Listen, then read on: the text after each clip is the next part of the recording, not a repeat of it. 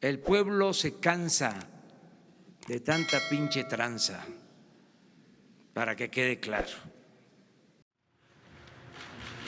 Muy buenos días.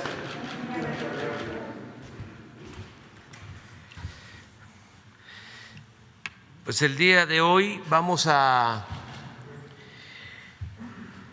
visitar el aeropuerto Felipe Ángeles.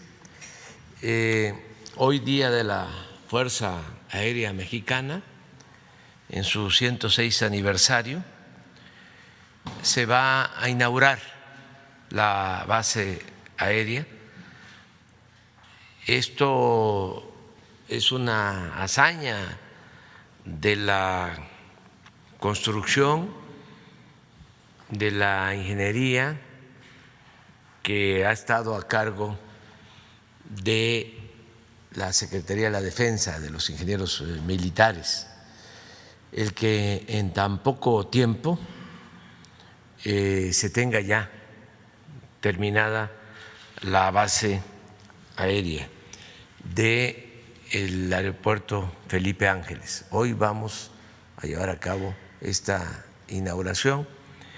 Vamos a regresar posteriormente la semana próxima, el Día del Ejército, para inaugurar instalaciones también en la base aérea Felipe Ángeles, y como lo hemos acordado, el día 21 de marzo del año próximo se inaugura por completo el aeropuerto civil Felipe Ángeles. Esto es todo un acontecimiento, de modo que hoy es un día muy importante. Vamos a salir temprano de Palacio porque vamos al aeropuerto Benito Juárez y de ahí vamos a tomar un avión para bajar en el aeropuerto Felipe Ángeles. Ya vamos a bajar en las pistas nuevas del aeropuerto Felipe Ángeles. Entonces vamos a contestar preguntas hasta donde nos alcance. Hola, presidente, buenos días. Oiga, preguntando sobre el tema de lo que ocurrirá ya en unas horas más en la base aérea Santa Lucía, usted está de nueva cuenta confirmando que ya el siguiente año habrá literalmente el aeropuerto Felipe Ángeles. ¿Qué va a pasar con todas estas avenidas que tienen que comunicar hacia esta base Santa Lucía?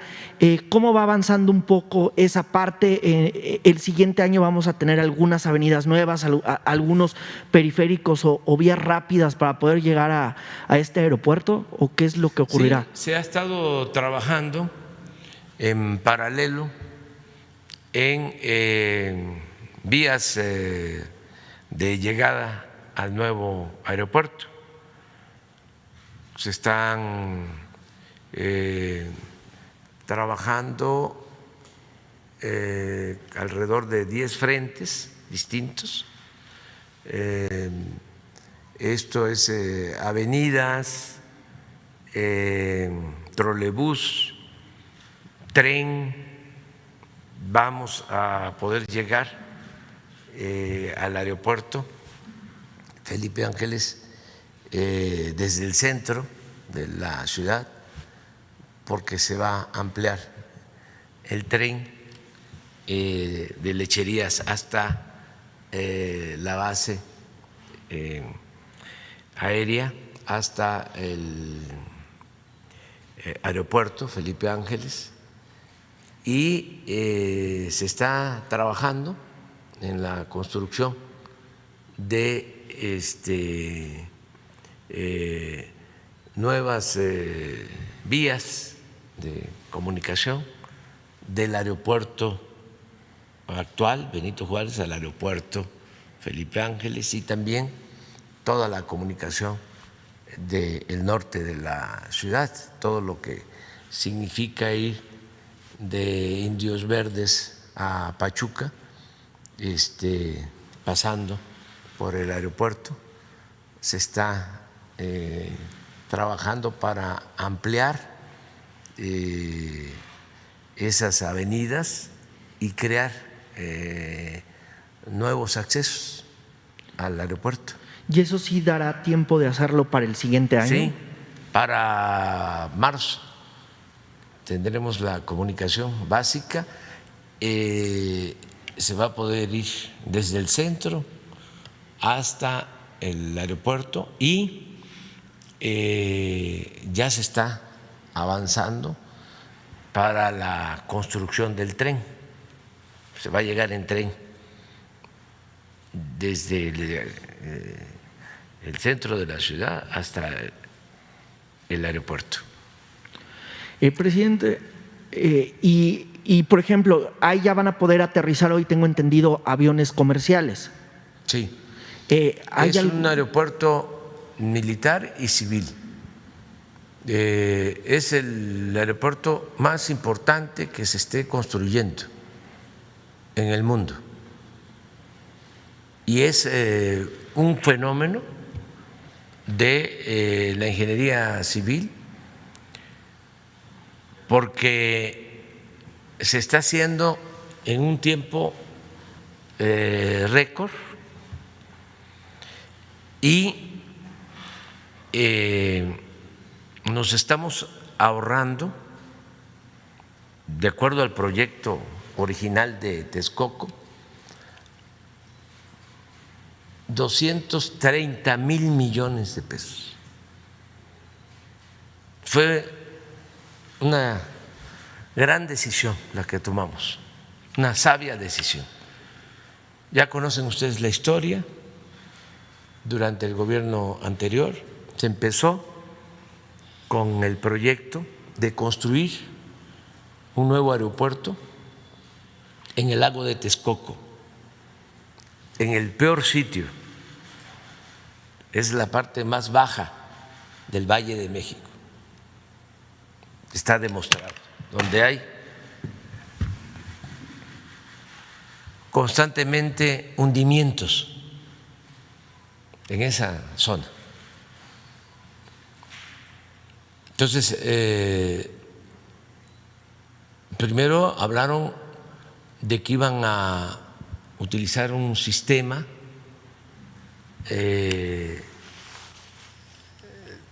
muy especial para poner una membrana, ¿sí?, que resolviera el problema de los hundimientos. Eso no fue posible. Luego de sacar el agua, nunca lo resolvieron. Al final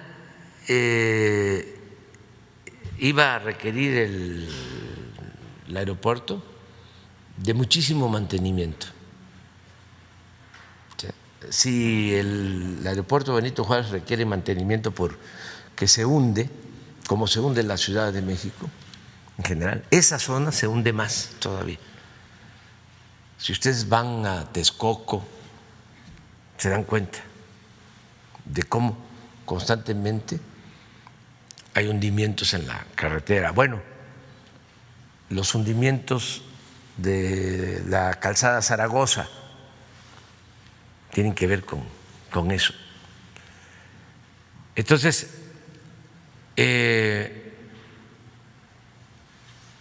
se inicia la construcción, habían muchos intereses, se calcula de que iba a costar 300,000 millones el nuevo aeropuerto. Estamos hablando de un presupuesto estimado, porque si nos vamos a lo real, ese aeropuerto pudo costar el doble o el triple. ¿Y por qué lo digo? Porque cuando proyectaron el tren Toluca-Ciudad de México, se estimó que iba a costar 30,000 millones y ya se han invertido alrededor de 70,000 y no se termina. Y vamos a requerir cuando menos unos 15,000 millones más para terminarlo. O sea, 3 veces más de lo estimado. ¿Por qué el empecinamiento en hacer ahí el aeropuerto? Porque estaban pensando en los negocios inmobiliarios, en quedarse con las 600 hectáreas del actual aeropuerto. Era un gran atraco. Querían hacer en el actual aeropuerto, en las 600 hectáreas, una especie de Santa Fe. Por eso proyectaron incluso las pistas para que se tuviera que cerrar el actual aeropuerto y también Santa Lucía. 2 aeropuertos se iban a cerrar porque hablaban de interferencia aérea, interferencia en el espacio aéreo. Entonces, desde la campaña dijimos que ese proyecto no era conveniente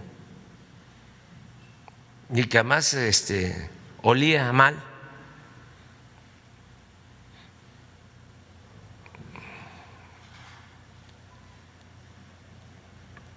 No sonaba lógico, sonaba metálico. Y dijimos que si llegábamos íbamos a impedir que se llevara a cabo.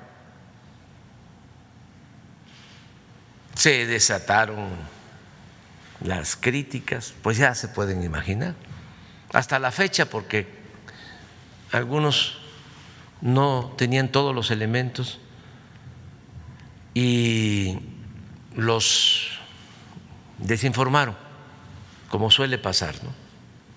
Porque desde luego estaban de por medio no solo los intereses de las constructoras, también medios de comunicación, todo lo que sucede, lo que pasaba, que en estas grandes obras repartían a todos para silenciar la crítica. Inclusive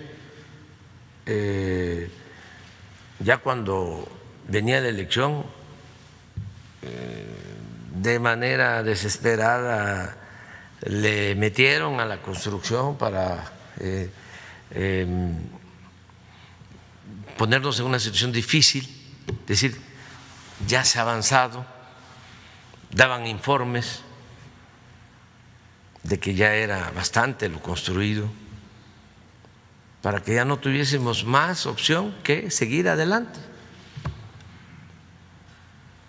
Y seguir adelante iba a significar pues esos 300,000 millones, cerrar los 2 aeropuertos y destinar todo el sexenio a construir el aeropuerto sin poderlo inaugurar. Nos íbamos a pasar todo el sexenio construyendo, porque se proyectaba terminar al 2025. Entonces, se tomó la decisión de consultar a los ciudadanos y el pueblo, que es mucha pieza, nos ayudó porque se decidió que no se hiciera ahí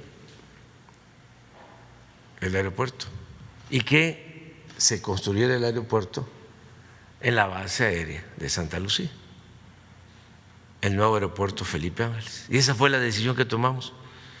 De 300,000 millones nos va a costar todo el complejo de el nuevo aeropuerto 75,000 millones. Es un ahorro de 225,000. Pero ya hoy inauguramos la base aérea y todas las instalaciones militares la semana próxima, y el 21 de marzo el nuevo y moderno aeropuerto civil. Y nos queda el actual aeropuerto.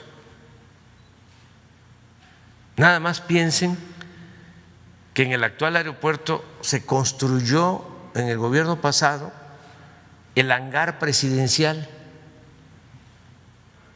para guardar el avión que compraron.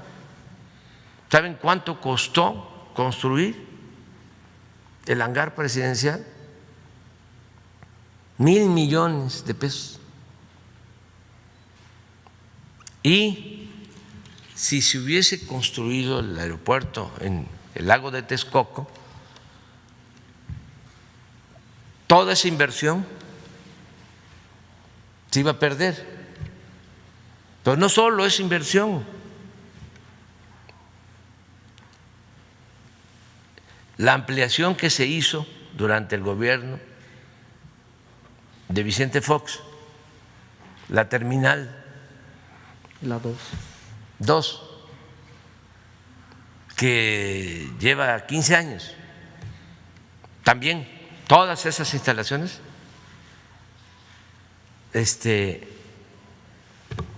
se iban a perder.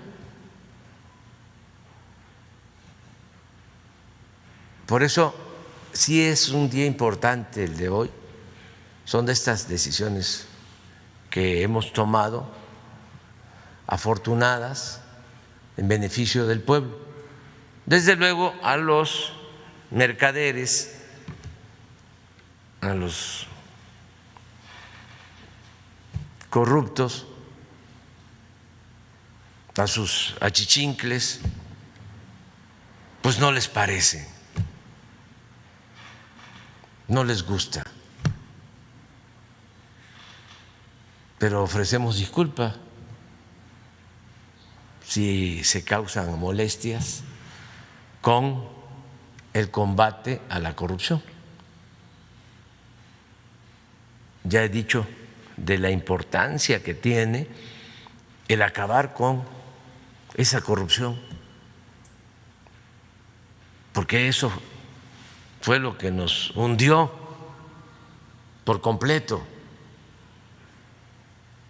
El saqueo desmedido, sobre todo en el periodo neoliberal, en estos últimos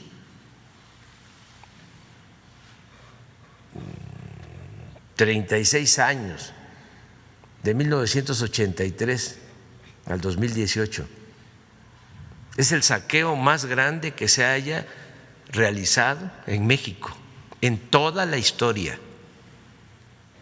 Se puede probar.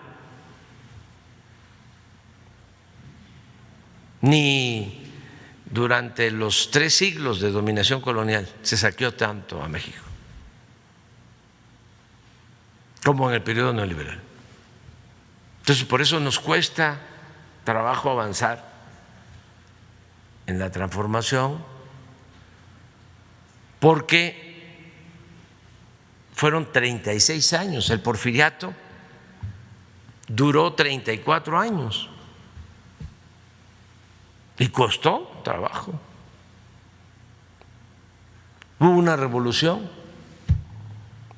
perdieron la vida tanto por la violencia como por las pandemias y las carencias, la pobreza, 1 millón de mexicanos durante la revolución. Y nosotros estamos llevando a cabo esta transformación de manera pacífica, sin violencia. Eso lo tenemos que celebrar. inclusive hasta el mismo comportamiento de los reaccionarios, de los conservadores. No ha pasado a mayores. Frena, el Universal, Reforma, Aguilar Camín, Krause, muy pocos realmente, y bien portados, nada más manifiestos y artículos, eso sí, bastante, ¿no? Pero no pasa de ahí. La mayoría de la gente quiere el cambio. Entonces ellos vivían pues en una burbuja que no tenía nada que ver con la realidad de México. Y tenían y siguen teniendo mucho desprecio por el pueblo. Tenían y siguen teniendo la concepción de que el pueblo no existe y que la política es asunto de los políticos y de los intelectuales y de los expertos y de la academia, y que el pueblo pues no cuenta, es convidado de piedra. Y ya no es así. El pueblo siempre ha estado presente, nada más que no había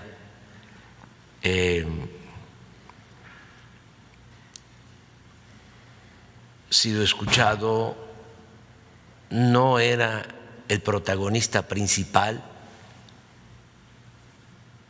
y ahora es el pueblo el que manda en México, la mayoría.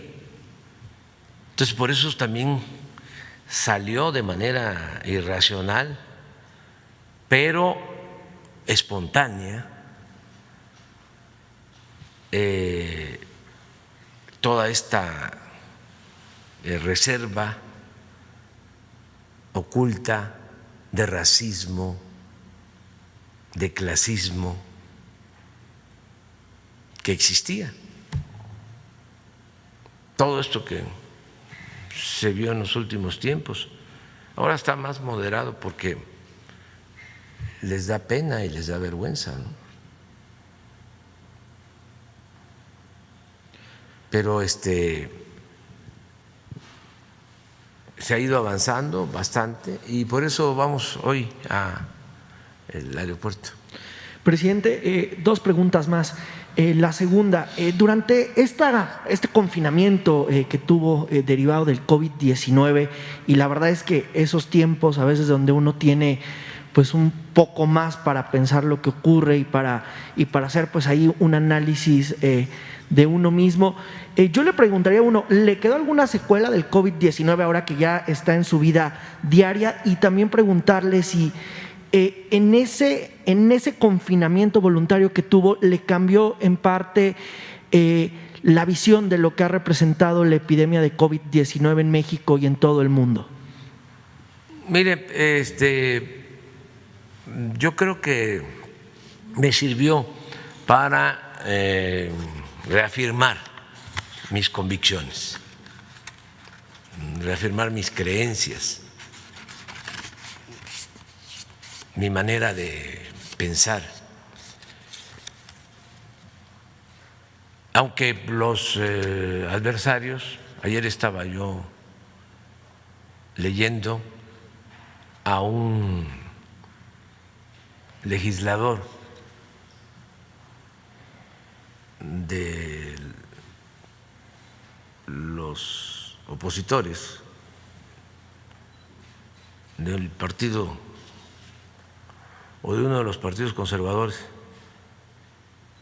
diciendo que estaba yo mal en mis facultades mentales, que no estaba yo cuerdo, que estaba yo enfermo. Pues no, gozo de cabal salud. Pero yo creo que para ellos sí es algo extraño el que se piense en favor del pueblo, de que se tenga sentimientos de amor al pueblo, más cuando ellos tienen como verdadera doctrina la hipocresía, un doble discurso, una doble moral. Entonces, sí les extraña cómo es que van a ser primero los pobres, cómo es que no le importa el dinero o lo material, cómo es que no viaja en el avión presidencial que nosotros compramos para exaltar la figura del Tlatoani mayor.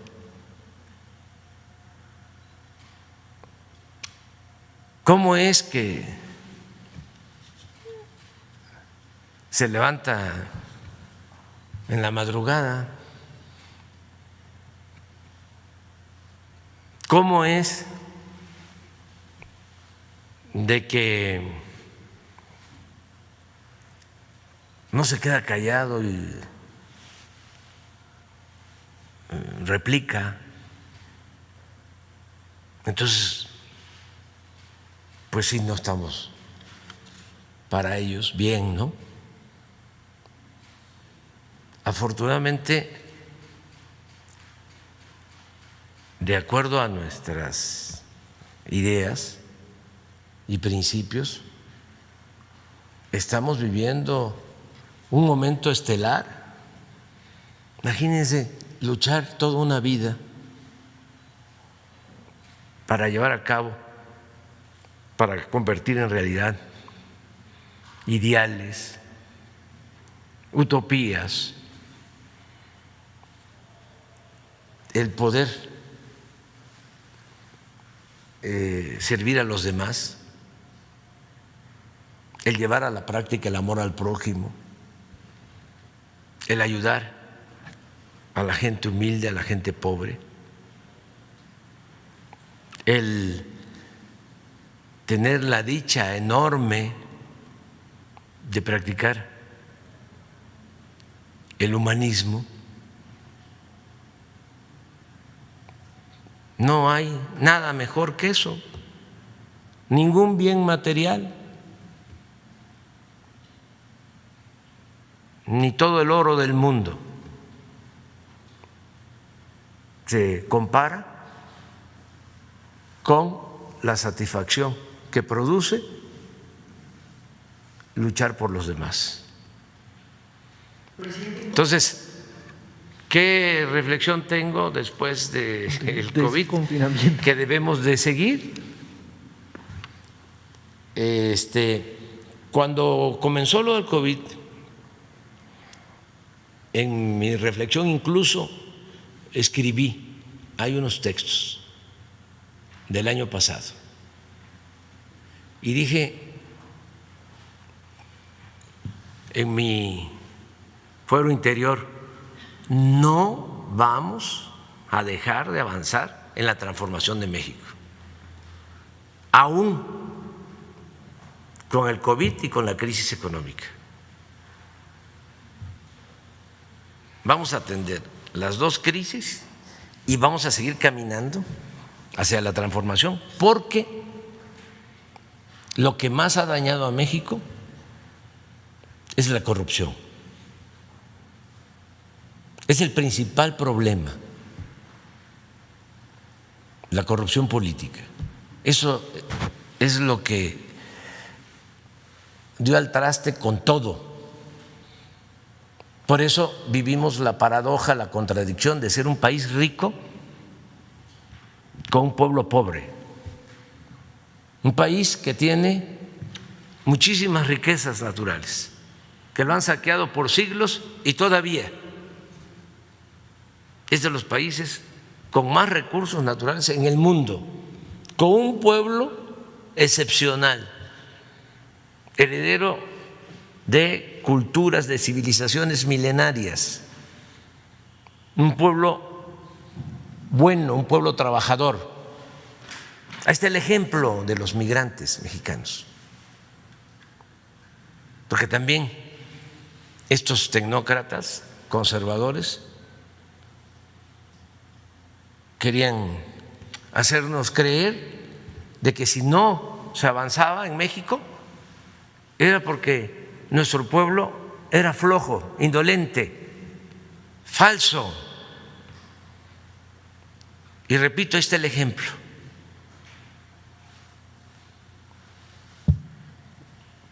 $40.600 millones envían nuestros paisanos a sus familiares. Si el pueblo de México fuese un pueblo flojo, un pueblo indolente, no saldría adelante en ninguna parte. Entonces, ¿por qué no salimos? ¿Por qué el atraso? Si tenemos recursos naturales, de los 200 países del mundo, solo 20 tienen petróleo y uno de esos es México. Y tenemos oro y tenemos plata y tenemos gas y tenemos buenas tierras para la producción agropecuaria y tenemos litorales. Y repito, un pueblo trabajador. Este es un país que se fundó hace miles de años. Bueno, ¿y entonces por qué no se avanza? ¿Por qué esta monstruosa desigualdad económica, social? ¿Por qué cerca de 70 millones de mexicanos en la pobreza? La respuesta es la corrupción.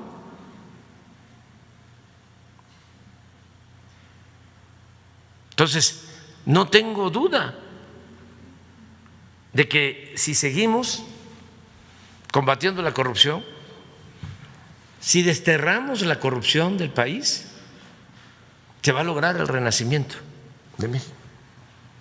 Y ya está en proceso esa transformación.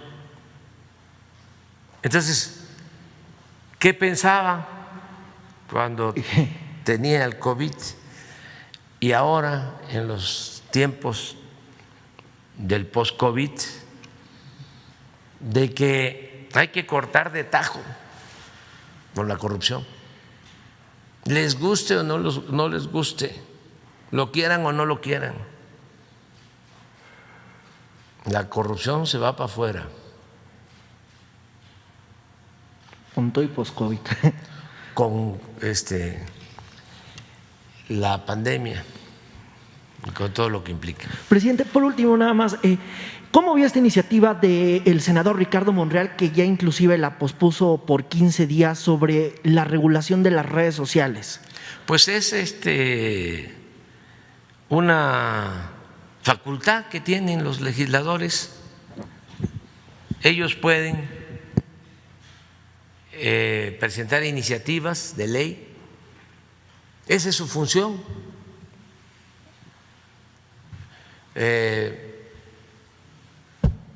Elaborar leyes, aprobar leyes, por eso son legisladores. Ellos pueden presentar estas iniciativas y tiene que haber debate y buscar que sean aceptadas las iniciativas y desde luego aprobadas en este caso en el Senado. Entonces, si el senador presentó una iniciativa, está en su derecho, como cualquier legislador. Pueden presentar reformas, no debemos extrañarnos. Se trata de temas, pues sí, polémicos. Yo soy partidario de que no se regule lo que tiene que ver con los medios de comunicación. Soy partidario de lo que decía Sebastián Lerdo de Tejada, que la prensa se regule con la prensa, que no haya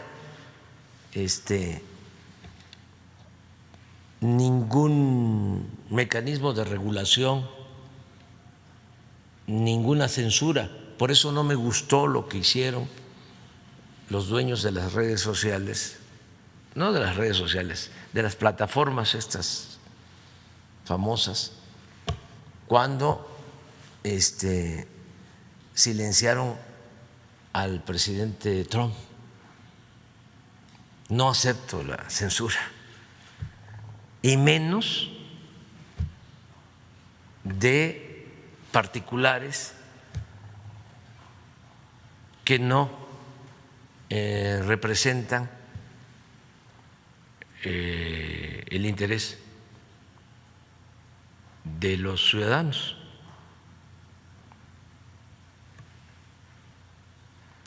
Que no son gobiernos legal y legítimamente constituidos. Eso no puede ser. O sea, ¿cómo se erigen en los grandes censores, jueces? Es como si nosotros censuráramos, ¿no?, a los articulistas, a los conductores de radio, de televisión, lo que le hicieron a Gutiérrez Vivó, lo que le hicieron en su momento a Carmen Aristegui. Todo esto, pues, que se aplica o se aplicaba anteriormente, no debe de haber censura. Prohibido prohibir. Lo único es que se garantice la libertad. Eso sí es importante, porque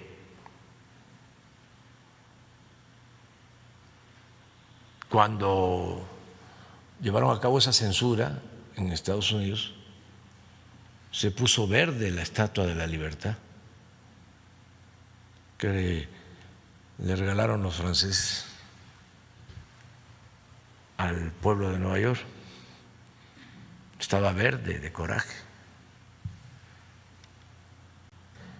Sí, lo convirtieron en un símbolo vacío.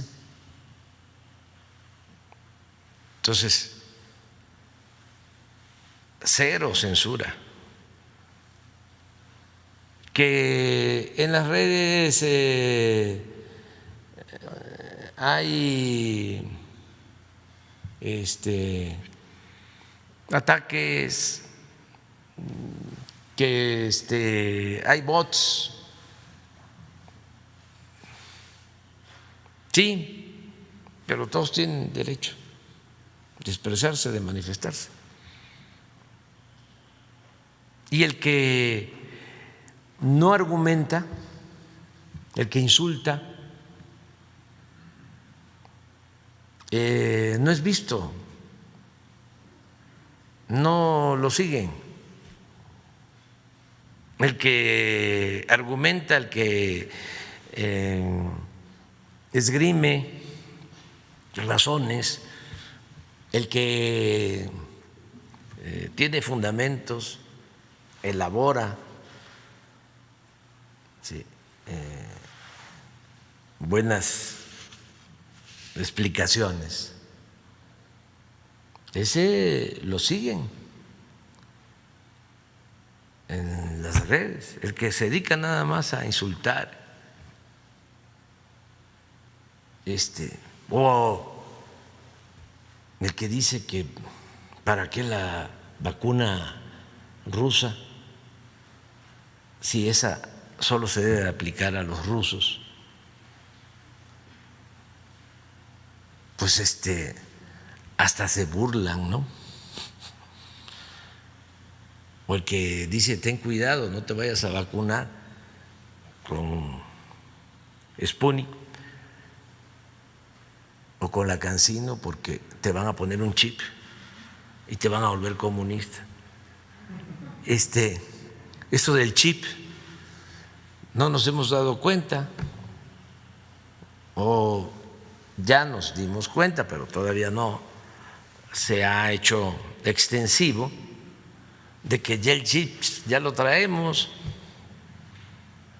en el teléfono, todos traemos chip. Y ya recomiendo de que no se confíen, porque muchas veces ese teléfono, ese chip, es micrófono y escuchan todo.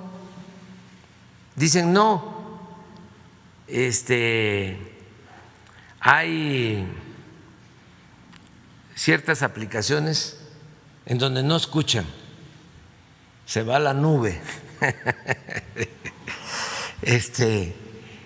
Pues no es así, ya esto ya es otra cosa. Lo mejor es hacer la vida pública cada vez más pública, y el que nada debe, nada teme, y ejercer nuestra libertad a plenitud. Pero en fin, eso es, sí.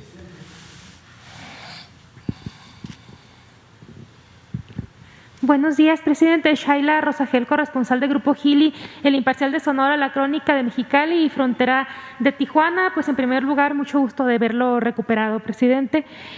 Preguntarle, presidente, en primer lugar, en estas mañaneras se ha comentado en varias ocasiones el acuerdo que hay para el cierre de la frontera con Estados Unidos para cruces no esenciales. Sin embargo, esta medida solo la cumplen las autoridades estadounidenses, pues la frontera mexicana está totalmente abierta para cruces esenciales y no esenciales. Preguntarle a qué se debe esto, o sea, de que aquí, de allá para acá, no se cumpla esta medida. Pues hay que pedirle un informe al secretario de Relaciones Exteriores un día de estos, que nos informe. Tengo entendido de que sí aplica, pero vamos a tener información de la Secretaría de Relaciones sobre este tema. Preguntarle, presidente, también si tiene ya información puntual de cuándo llegarán las vacunas, las segundas dosis a los estados, a todos los estados de Sonora y Baja California, si ya tienen cuántas dosis llegarían.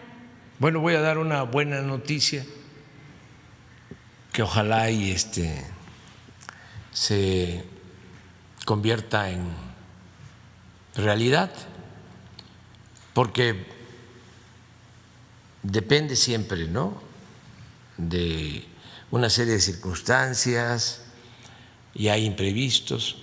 Pero hoy en la madrugada nos informó nuestro embajador en la India de que ya ha sido autorizado un envío de vacunas a México desde la India, que podrían llegar en la madrugada del domingo,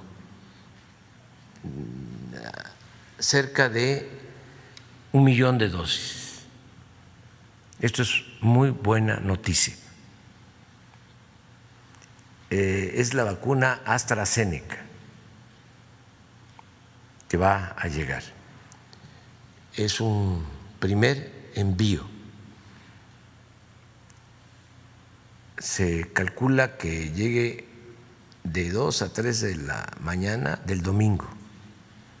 Entonces, de inmediato se va a proceder a su aplicación. Y también informar de que Pfizer reanuda sus entregas la semana próxima para las segundas dosis. Entonces, a partir de la semana próxima se inicia la vacunación para los que están en espera de la segunda dosis y van a llegar vacunas suficientes de Pfizer, alrededor de 600,000 dosis que nos van a permitir terminar de vacunar a todo el personal médico y a las enfermeras. Esa es la información que tenemos. No sé si se puede poner el oficio que me envió la representante de Pfizer. Aun cuando sea reiterativo, es importante decirlo porque nuestros adversarios desinforman, hablando de que no se tienen los contratos con las farmacéuticas, mintiendo, pues. Entonces, para que no haya duda, bueno, el primer párrafo tiene que ver con el deseo de que me recupere y le agradezco mucho a María Constanza, que es la presidenta y directora general de Pfizer en México. Y luego, en seguimiento a nuestra comunicación con el secretario de Salud de fecha 29 de enero, con base en el convenio de fabricación y suministro firmado entre la Secretaría de Salud y Pfizer, Export BV, por un total de 34.4 millones de dosis para 2021, 34.4 millones de dosis para el 2021. Por este medio le confirmo que la semana del 15 de febrero, que es la próxima, se realizará el envío de las 491,400 dosis. Con estas dosis prácticamente nos alcanza, nos faltarían 100,000 para terminar de vacunar en segunda dosis a los que ya fueron vacunados, que nos faltarían alrededor de 600,000. Entonces ya aquí tendríamos casi 500,000. Entonces, como ya se reinician los envíos, cada semana Pfizer nos va a estar entregando vacunas en una cantidad parecida, 500, 700,000 dosis. O sea que la semana próxima terminamos de vacunar segunda dosis y aquí se incluye en esta semana y en la siguiente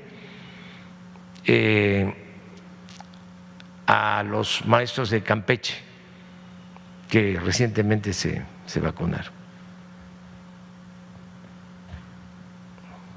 Sí, con las que retomaremos la recepción semanal, es a lo que me refería, de vacunas en México.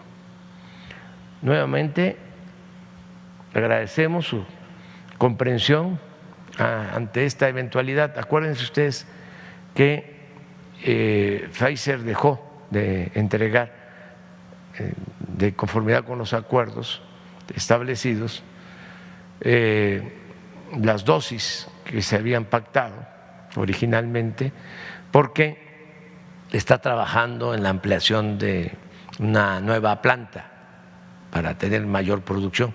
Entonces, esto implicó que en 3 semanas no recibiéramos lo que establecía el contrato que de 34 millones, un contrato que se firmó, si mal no recuerdo, desde octubre. Todo esto lo digo también porque académicos con nivel de doctorado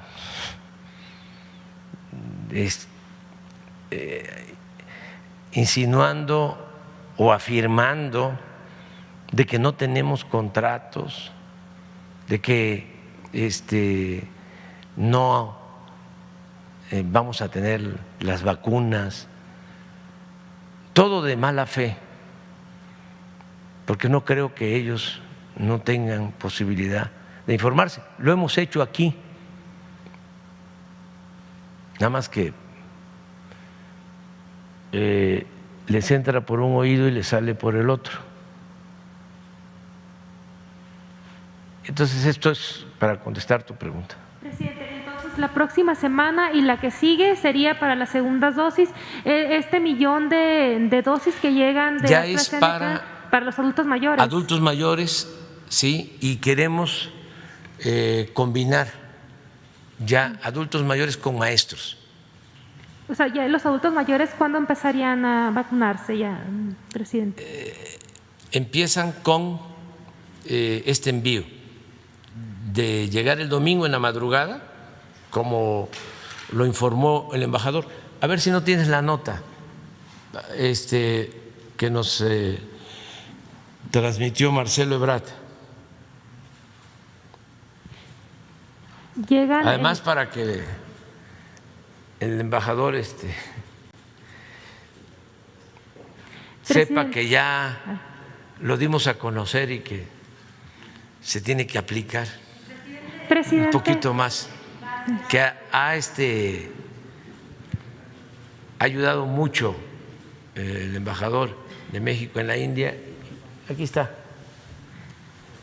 es Federico Salas, informa lo siguiente: buenas noches, si es posible le puede comunicar al secretario lo siguiente: las vacunas salen en Mumbai el próximo viernes 12 de febrero a las 9 de la noche, 9 p.m., hora local, en un vuelo de Emiratos a Dubái. De ahí vuelan a México y se espera que lleguen a la Ciudad de México el domingo a las 3 de la mañana, hora local. Estos han sido los arreglos que ha hecho el Instituto Serum con la Cancillería India para el envío de las vacunas, tomando en consideración el tiempo que necesitan para preparar todo lo necesario para el envío. Esto llegó, ahí está, 12.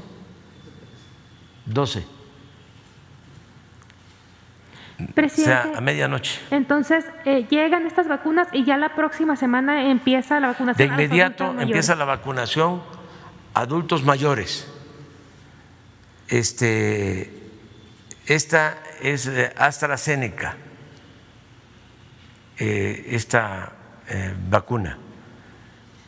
Lo que vamos a decidir el jueves, mañana por la tarde, ya es de acuerdo a este envío y otros que están pendientes, más lo de la segunda dosis y lo que va a seguir entregando Pfizer, ¿cómo se va a distribuir en el país? Pero sí, como población preferente, son adultos mayores y maestros, porque necesitamos proteger a los maestros y regresar a clases presenciales. Presidente, ya por último, una tercera pregunta. En el tiempo que en las semanas pasadas pues ocurrió un hecho lamentable en Chiapas con una joven médico, Mariana Sánchez Dávalos, que fue asesinada. Se trata de un feminicidio. Entonces, preguntarle, bueno, esa señorita realizaba su servicio social en una comunidad de Chiapas y hizo denuncias de una agresión sexual y también pidió cambio. Y está usted enterado, me imagino, de este caso. ¿Qué opina sobre este caso, presidente?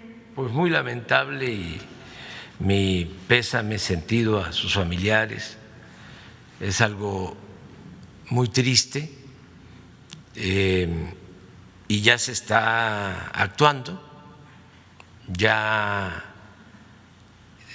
han habido destituciones, ya se tiene identificado a presuntos responsables, están abiertas las investigaciones y no hay impunidad para nadie, ni en este caso ni en ningún otro. Son hechos muy lamentables. La diferencia entre antes y ahora es que antes a lo mejor había impunidad y no se castigaba a los responsables, aún sabiéndose, porque había influyentismo, porque había protección. Eso ya no hay en México. El que comete una fechoría, el que comete un delito, es castigado, sea quien sea. Es el mismo caso lamentable de los migrantes que fueron incinerados, asesinados e incinerados en la frontera, en Tamaulipas. Ya están detenidos policías que participaron en estos hechos. Entonces, no se permite en México impunidad para nadie. Entonces, eso debe de quedar muy claro. Quisiéramos que esto no pasara. Desgraciadamente, hay esta descomposición social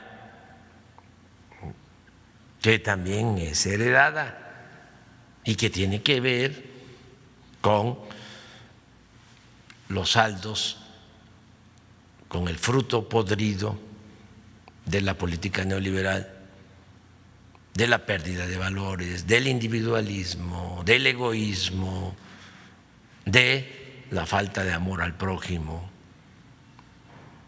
Toda esta descomposición que se dio, porque la política neoliberal no solo fue corrupción, saqueo, pobreza, fue también pérdida de valores, fue una degradación, un proceso de degradación progresivo, una decadencia. Y para enfrentar una decadencia no hay más que una transformación a fondo. Entonces, sí estamos atendiendo este lamentable hecho y se les va a estar informando constantemente.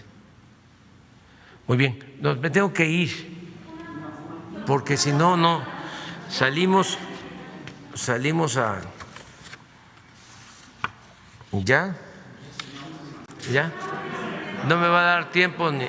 bueno, ya vamos a desayunar, creo, pero me tengo que tomar mi café porque… Mañana, ¿les parece? Mañana. Mañana no hay exposición, puras preguntas y respuestas.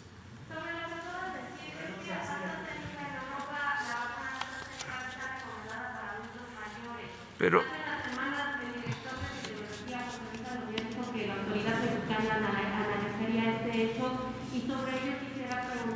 ¿por qué no sí, es sobre la eficacia de la vacuna de AstraZeneca?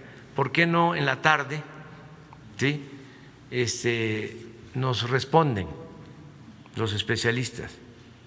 ¿Sí? ¿Te parece? Bueno, muy bien. Y mañana nos vemos. Mañana nos vemos. El pueblo se cansa de tanta pinche tranza, para que quede claro.